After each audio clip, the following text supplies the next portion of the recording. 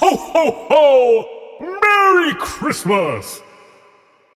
Dahil ilang tulog na lang, bare months na, kaya bubuksan natin itong nakatago na Christmas tree dito sa bahay namin. Agoy, sobrang excited ko naman, pero okay lang yan guys, para mas maaga din ang blessings na dumating sa atin. Bali for how many years guys na hindi ko na-experience ang Christmas dito sa Pilipinas, so ngayon is my experience na natin every year. Dahil nga ex-OFW na tayo guys, hindi na tayo babalik ng abroad. Bali itong height pala ng ating Christmas tree guys is 6 feet lang siya, tapos slim size lang siya, hindi yung mataba. Para hindi makain sa space guys ito sa loob ng bahay natin. Sa ibang bansa kasi guys, hindi mo talaga mafe-feel doon ng Christmas, lalo na pag nasa Middle East ka. Dahil nga Muslim country yon, kaya walang Christmas. Pero kahit Muslim country yan guys, nagsiselebrate pa rin guys ang mga Pilipino ng Christmas. Kaso nga lang, kakain lang, after ng kain, matutulog na dahil kinabukasan is papasok na naman sa trabaho. Unlike dito sa Pilipinas, ang haba ng selebrasyon ng Pasko, kaya dito talaga mai-enjoy mo yung Christmas. Dito nga pala ako nagkasimbol sa taas namin kaysa terrace kasi malakas ang hangin dito para naman presko, hindi tayo pagpawisan. Kala ko mabilis lang mag-asimbol, hindi pala guys, mahirap pala. So bali ito na pala siya guys, halos sumayad nga sa aming kasama dahil ang taas niya. After ko nga pala asimbol dito sa taas, binaba ko naman siya guys dito sa baba namin kasi dito ko siya ilalagay yung mga accessories niya. So bali dalawang kulay pa lang ilalagay natin dito guys, kulay red at saka kulay silver. Dahil napagod na tayo guys, kaya ano-ano lang nilagay ko dito, saan-saan ko na lang nilagay, hindi ko na masyado i-rearrange dahil nakakapagod pala. Dahil konti lang ang accessories natin na kulay red, so ang ginawa ko pala dito guys, simula taas pababa, isang line lang siya para hindi na masyado makalat tingnan. Dahil wala pa masyadong mga accessories na available sa Katbalogan ngayon, so ngayon ito lang muna temporaring lalagay natin. Pero pag nagkaroon na guys ng mga accessories,